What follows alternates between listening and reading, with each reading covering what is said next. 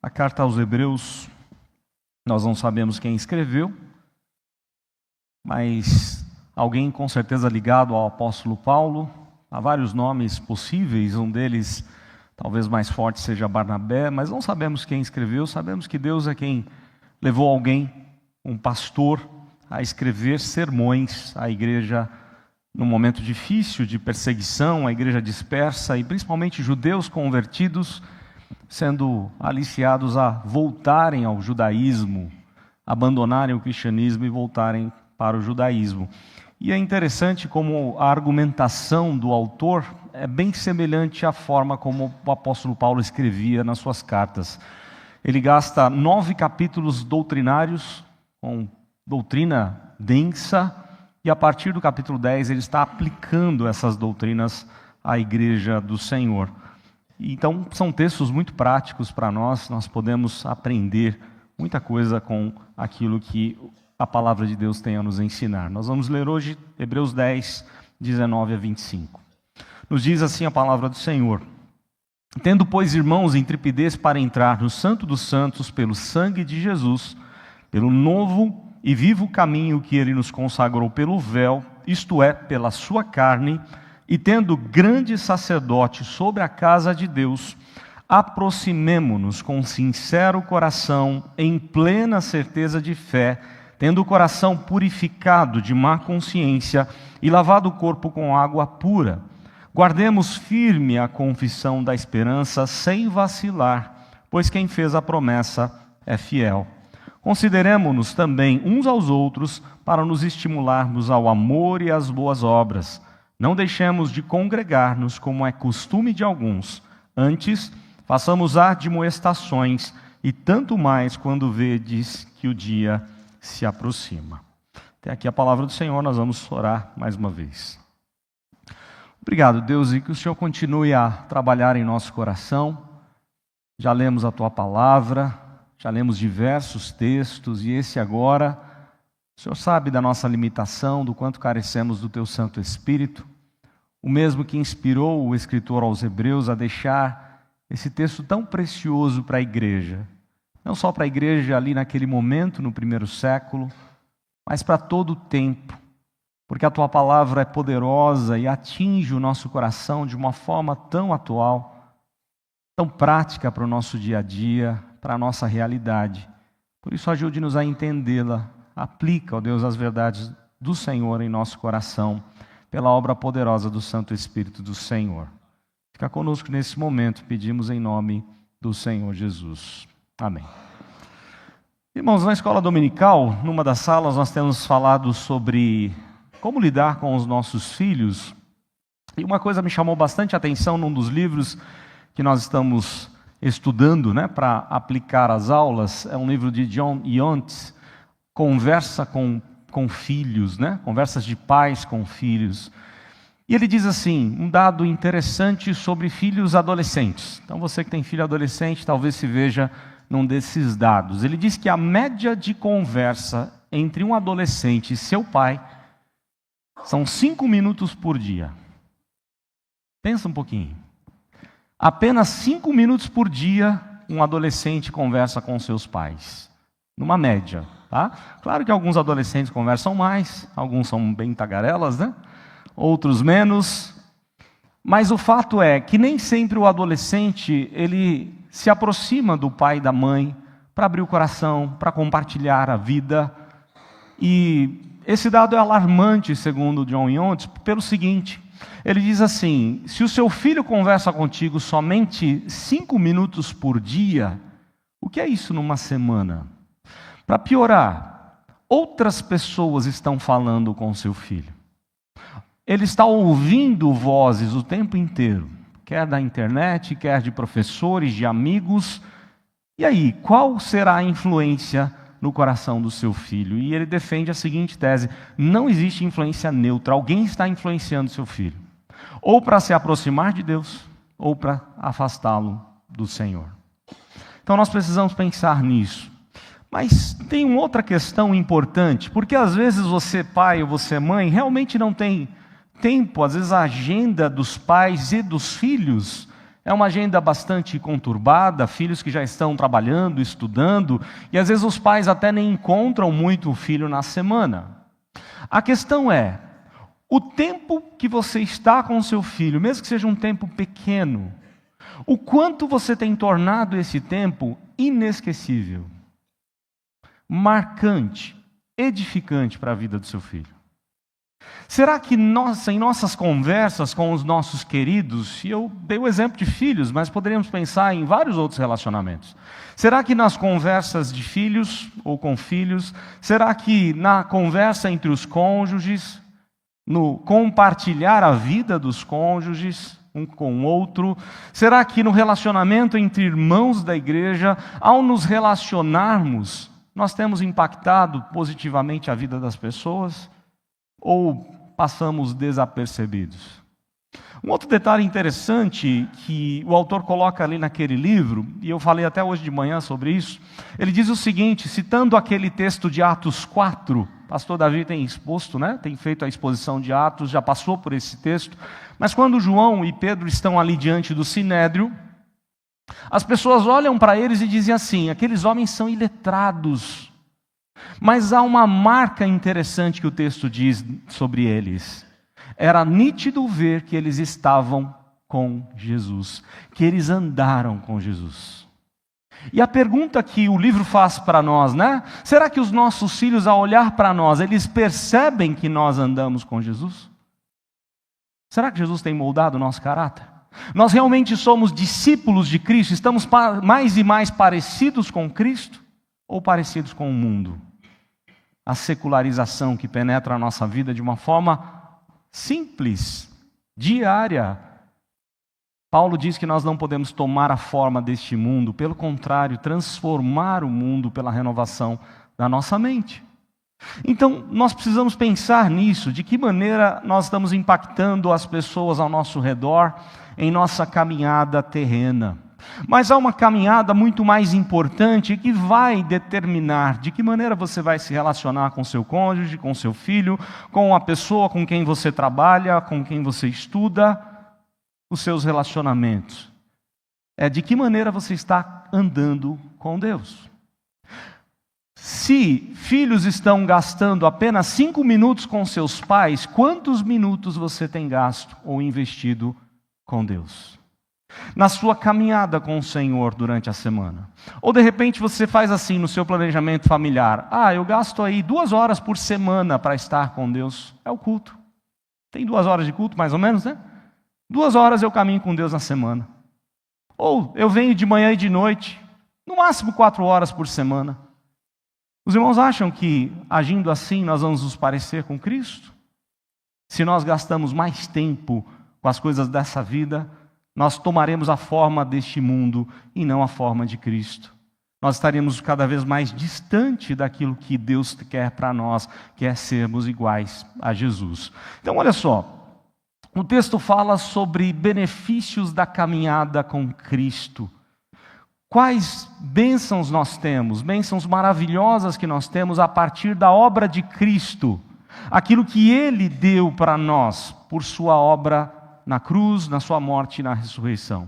Então a gente pode pensar em algumas questões importantes aqui do texto. E a primeira situação importante que a gente tem que pensar da nossa caminhada, dos benefícios da caminhada com o Senhor Jesus, é que nós temos uma segura realidade. Os versos de 19 a 21 apontam isso.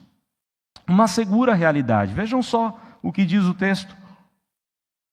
O texto diz assim: tendo, pois, irmãos, intrepidez para entrar no Santo dos Santos. Irmãos, quem é que podia entrar lá no Antigo Testamento no Santo dos Santos? Quem é que entrava? Os sacerdotes? Não. Qual? O sumo sacerdote. Ok?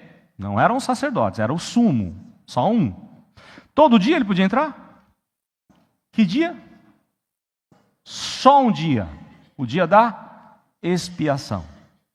Claro, no tabernáculo, quando eles estavam, quando a nuvem saía dali para que eles caminhassem, o tabernáculo era desmontado, e aí os sacerdotes podiam desmontar o tabernáculo, entrar, pegar a arca, Os sacerdotes somente podiam levar a arca sem tocar nela, naquelas varas que existiam ali, né? Prescrições todas de Levíticos que a gente tem visto com o pastor Ricardo. Então, olha só, no Antigo Testamento, somente um podia entrar, representando todo o povo e a si mesmo, né?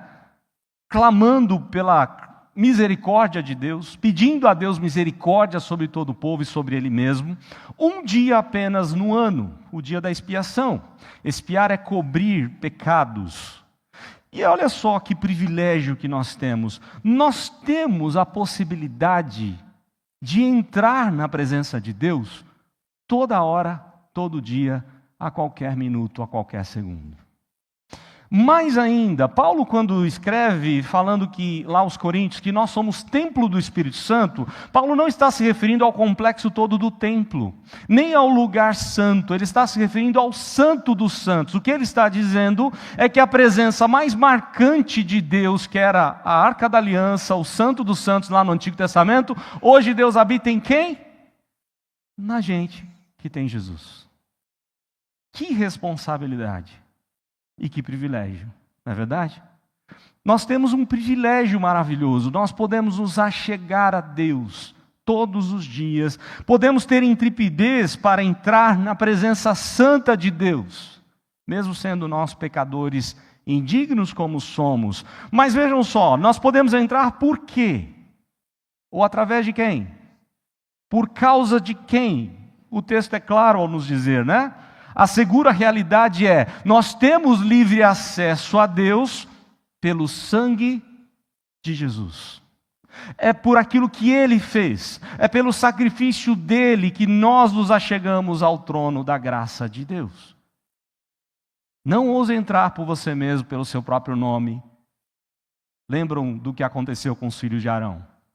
Nós não podemos entrar por nós mesmos. Nós somos completamente pecadores e indignos, e chegando a um Deus totalmente santo. Mas se estamos em Cristo, o sangue de Jesus é quem nos cobre, o sangue de Jesus é quem nos dá livre acesso, porque ao derramar o seu sangue, naquele mesmo momento, quando o Cordeiro Pascal, às 15 horas, era sacrificado no templo, lá na cruz, às 15 horas, ele estava dizendo, está consumado, a dívida foi paga, e o véu de alto a baixo se rasgou, dando livre acesso a todos que estão em Cristo. Somente quem está em Cristo tem livre acesso ao trono de Deus. Quem não está, não pode se achegar a Deus. Então a segura realidade para aquele que anda em Jesus é que ele tem livre acesso ao trono da graça de Deus. E o texto diz isso, pelo novo e vivo caminho. Por que novo e vivo? O caminho está vivo todos os dias, está aberto toda hora, porque Ele está vivo. Ele permanece vivo, Ele ressuscitou, e Ele está dizendo, venham a mim, venham ao meu Pai, venham ao meu Santo Espírito. Jesus é o mediador, o único mediador entre Deus e os homens, é Ele quem nos dá livre acesso. Assim como um dia Ele nos convidou, vinde a mim todos que estáis cansados e sobrecarregados, e eu vos aliviarei. Como a gente fica estressado no dia a dia, não é verdade? Como a gente fica ansioso, preocupado com um monte de coisa. Talvez está faltando para nós experimentarmos o livre acesso que temos ao trono de Deus. Se Deus nos aceita, se nós temos em Cristo paz com Deus, não há nada, nenhum poder desse mundo que nos tire essa bênção. Nada poderá nos separar do amor de Deus. Aquele que está em Cristo Jesus, quem tentará acusação contra os eleitos de Deus? Paulo vai dizer em Romanos. Nós temos livre acesso ao trono de Deus. Nós podemos nos achegar a Ele. Ele que é dono, que é Senhor, que é o Deus Todo-Poderoso. Nós podemos nos achegar a Ele em qualquer momento ou a qualquer momento da nossa vida. Porque o caminho está vivo. Novo e vivo caminho, porque Ele está vivo. Que Ele nos consagrou pelo véu que se rasgou em sua morte. Isto é, pela sua carne, como diz o texto. Ele morreu por nós, Ele pagou a dívida do nosso pecado. Agora, aquele que está em Cristo, o Pai olha para nós e vê os méritos do seu Filho. Mas não só isso, o texto no verso 21 fala mais, né? Que privilégio nós temos aí, ó. Ele não só abriu o caminho, como Ele continua sendo o nosso grande sacerdote sobre a casa de Deus. Jesus continua intercedendo por nós. Jesus continua dizendo ao Pai: olhe por estes, porque eu dei a vida por estes. Você já parou para pensar nisso?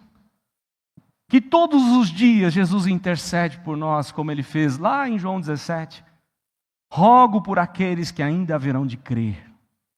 Um dia Jesus orou por nós enquanto caminhou aqui por essa terra. E Jesus continua todos os dias clamando por nós, intercedendo por nós, para que o Pai nos aceite e assim nós somos acolhidos na grande casa de Deus. Na presença marcante do Senhor, nós temos refúgio em Deus, nós temos abrigo em Deus, e é por isso que todos aqueles textos do Antigo Testamento só dão sentido, só fazem sentido, porque Cristo Emanuel se fez como um de nós e abriu as portas da casa celestial. Nós podemos nos achegar a Deus.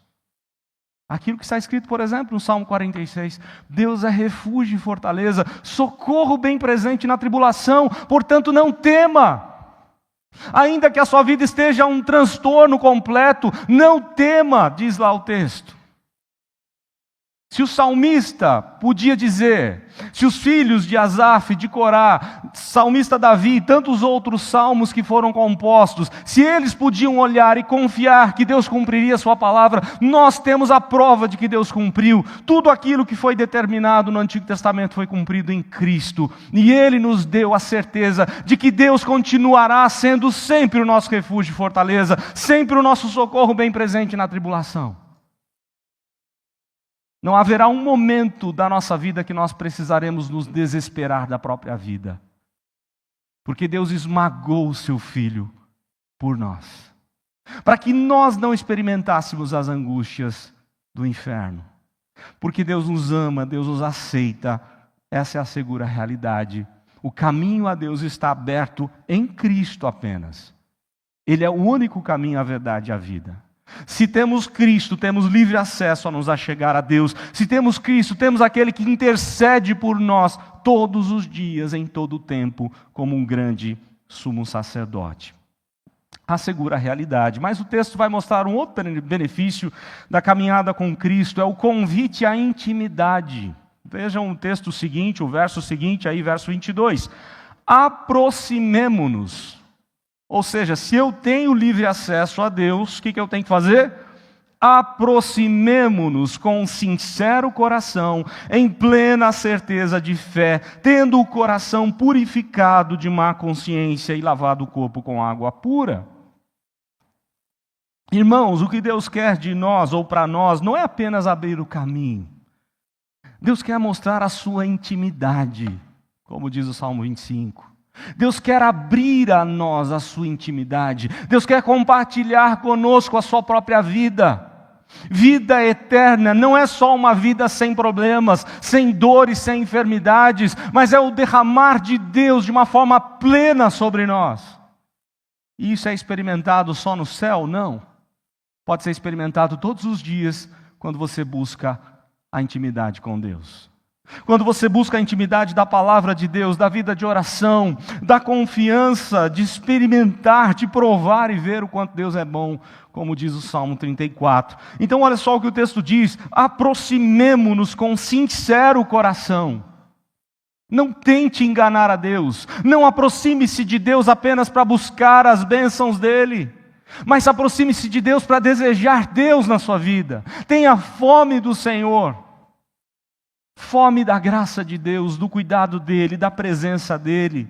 Aproximemo-nos com um sincero coração, em plena certeza de fé. Aliás, aqui eu já vou adiantar, né? Ele vai trabalhar nesses versos aquilo que Paulo fala aos Coríntios, no capítulo 13. Agora, pois, permanecem o quê? A fé, a esperança e o amor. É o que ele vai fazer aqui.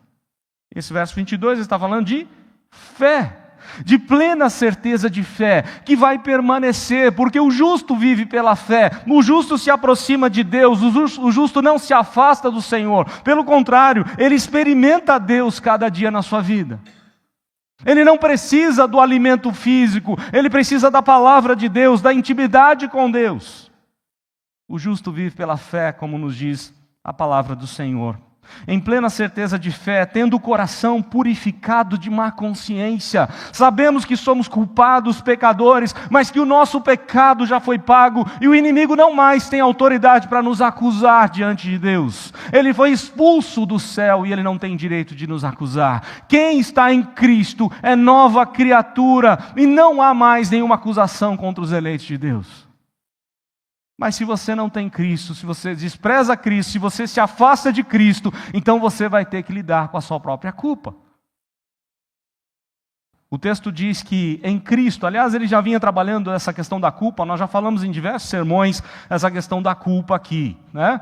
E ele volta a falar sobre isso, da má consciência, tendo purificado de má consciência e lavado o corpo com água pura. Talvez uma referência aqui ao batismo, mas eu creio que Calvino foi mais feliz na interpretação desse verso, dizendo o seguinte, que aqui, provavelmente o autor está se referindo a Ezequiel 36. Lembram quando Deus fala que vai dar um coração de carne àquele que se converter, né? Deus trabalhará no coração das pessoas e transformará. O coração de pedra será deixado de lado e será dado um coração de carne. Um pouco antes, no verso antes, diz assim, que ele vai aspergir a água. A presença de Deus, do Espírito Santo de Deus. O lavar regenerador do Santo Espírito de Deus. Por isso é que nós só podemos crer se o Santo Espírito nos regenerar para uma nova vida. Nós temos uma realidade segura, sim, mas nós temos um convite de Deus a uma intimidade. Como é que está a sua intimidade com o Senhor? Como é que está a sua vida de dedicação a Deus, a palavra de Deus? Eu falava hoje pela manhã na classe de pais, às vezes nós substituímos a leitura da Bíblia por bons livros, bons sermões. Isso é bom? Não, é ruim.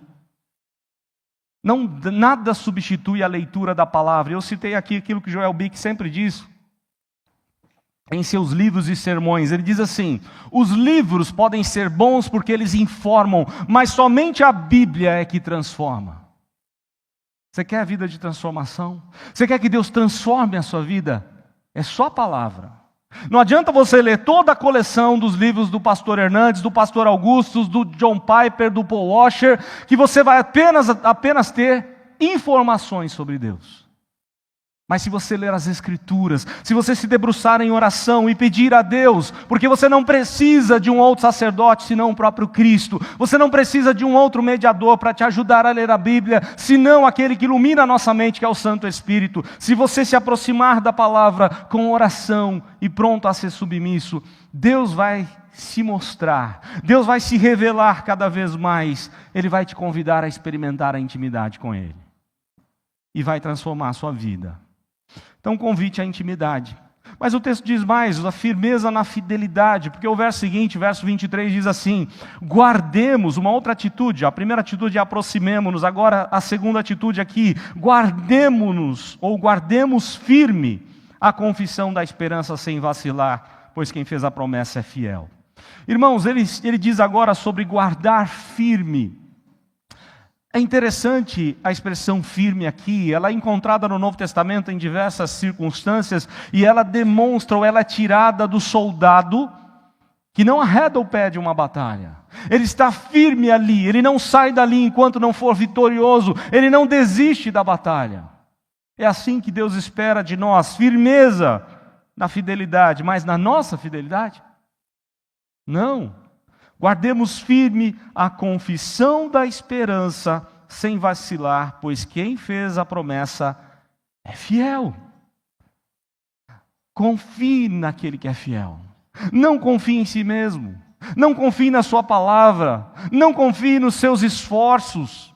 Mas confie naquele que é fiel e cumprirá as suas promessas. É esse que é digno de todo o nosso louvor, honra, glória, de toda a nossa confiança.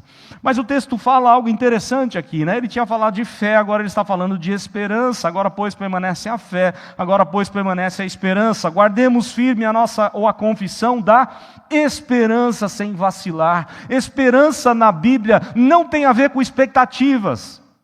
Eu tenho esperança de que esse ano vai ser um ano abençoado. Isso é apenas uma expectativa. Esperança na palavra de Deus tem a ver com a certeza de um Deus que vai cuidar de nós em qualquer que seja o momento. Independente das circunstâncias, eu tenho a esperança que, conforme diz o capítulo 6, é a âncora da alma, é aquilo que me firma diante das tempestades. O barco pode ir para lá e para cá, mas a esperança está firmada como uma âncora da alma, num Deus que não pode mentir, diz ali o texto no capítulo 6. Onde está a sua esperança? No seu dinheiro? No seu emprego? Na sua sabedoria? Nos seus recursos? Na sua saúde? Onde está a nossa esperança, senão naquele que é fiel, naquele que promete ser fiel, e que mesmo quando nós formos infiéis, Ele permanecerá fiel. Como diz Paulo a Timóteo, nós temos a esperança firme, sem vacilar, porque Ele fez promessas. Não em nossa vida, não em nosso desempenho, mas no Senhor. Então o texto vai mostrar uma segura realidade, um convite à intimidade, o texto vai mostrar firmeza na fidelidade, mas ele vai mostrar também olhar para a comunidade, versos 24 e 25. Porque o texto diz assim, um outro verbo, né? Consideremo-nos, verbo é atitude, consideremo-nos também uns aos outros, para nos estimularmos ao amor e às boas obras. Não deixemos de congregar-nos como é costume de alguns, antes façamos admoestações, e tanto mais quando vedes, ou quanto vedes que o dia se aproxima. Olha que interessante. Andar com Cristo implica em olhar para a comunidade. Andar com Cristo implica em se importar com as pessoas, principalmente com o povo de Deus. Olhar ou andar com Cristo significa olhar para as pessoas e perceber a carência delas, o quanto elas precisam de algo e que Deus quer usar você para fazer. Um abraço, um carinho, uma exortação, qualquer que seja o problema. Deus quer usar você para fazer. Nós vivemos num corpo, igreja é corpo, é comunidade. E cada um tem um dom diferente. Aliás, eu falava recentemente numa das turmas aí do Instituto sobre a ideia de dons espirituais. O dom nunca é dado para o seu próprio benefício, o dom sempre é dado para benefício do corpo. O meu dom é um, o seu é outro. Eu sou edificado no seu dom, você é edificado no meu. E toda a igreja tem dom. Todo o corpo tem dons. Porque é o Santo Espírito que faz isso no dia em que nós recebemos a Cristo. O dom não é egoísta, que você leva para casa e vai usar em casa para a sua própria edificação. Não. É de que maneira eu vou usar os meus dons para que a igreja seja edificada? De que maneira eu vou usar os meus dons para que eu possa impactar o irmão do meu lado? Irmãos, olha o que o texto diz aqui, que interessante. Consideremo-nos. Sabe o que significa essa palavrinha usada aqui pelo autor aos Hebreus? Significa o seguinte: olhe, medite, preste atenção, planeje de que maneira você pode ser bênção na vida do seu irmão. Você já fez isso? De que maneira eu posso olhar para o meu irmão, prestar atenção nele? Será que ele está bem? Será que ele está passando por algum problema? Será que ele precisa de uma palavra? Considere, medite nisso, planeje ser bênção na vida da comunidade. Consideremo-nos também uns aos outros, para o quê? Diz o texto aí, para nos estimularmos. A palavra aqui é um sentimento muito forte, e ela é usada na Bíblia tanto de maneira negativa quanto positiva. Claro que aqui o texto está dizendo um sentimento forte de amor para com o irmão. Você está se importando com o seu irmão? Você está se importando com aqueles que pertencem à comunidade? E aí a exortação seguinte, né, que tem a ver também, não deixemos de congregar-nos como é costume de alguns, antes façamos admoestações. A palavra admoestar é aconselhar, trazer a palavra, a luz da palavra ao coração dessa pessoa, dos irmãos. Admoestações, e tanto mais quanto vedes que o dia se aproxima. Irmãos, enquanto Jesus não volta, Deus nos chamou para um corpo. E nós precisamos nos importar com os irmãos. Nós precisamos olhar para os irmãos e ver a dor deles. E essa dor tem que doer em nós. Nós precisamos olhar para os irmãos e ver se ele está faltando, quem sabe dar uma ligadinha, quem sabe ir visitar. Há um problema às vezes, né? Porque, como na igreja presbiteriana a maioria dos pastores é de tempo integral, talvez a igreja pense assim, a igreja tem 3 pastores que trabalham integralmente para a igreja. Vocês acham mesmo que nós damos conta, irmãos? O nosso desejo era ir na casa dos irmãos todo mês, visitar a igreja inteira todo mês. E há uma frustração no coração nosso como pastor que a gente não consegue, sabe por quê? Porque as pessoas estão carregadas de problemas. E nós estamos prontos a ajudá-las.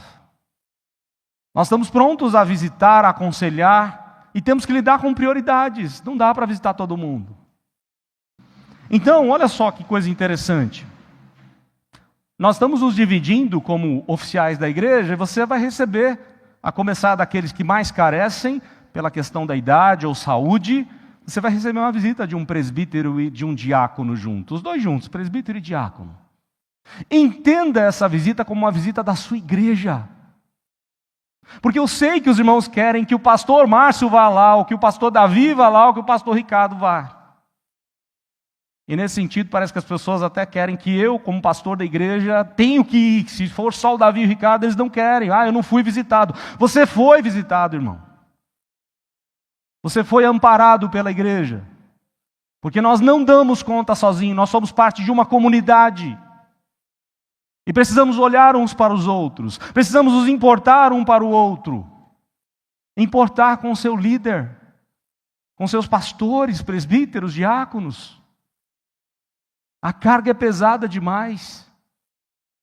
Importar com os membros de uma forma geral da igreja. O texto diz que a gente precisa considerar, meditar e ser bênção na vida de cada um dos queridos. Irmãos, o texto diz assim: não deixemos de congregar. A pessoa que deixa de congregar na igreja, sabe o que ela é? Egoísta. Ela deixou de vir, ela deixou de compartilhar um pouco do dom que Deus lhe deu para ser bênção na vida de outro. Toda vez que você faltar da igreja, pense nisso, você é um egoísta.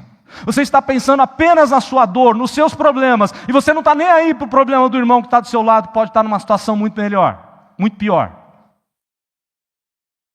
Não é Deus quem precisa de nós quem precisamos de Deus. Mas olha que interessante, eu lembro da palavra do reverendo Canelhas, professor lá no nosso seminário, já falecido, ele dizia assim: pessoas precisam de Deus, mas pessoas precisam de pessoas. E Deus te chamou para um corpo. Quando você olha para a sua própria dor, você deixa de olhar para a dor do seu irmão.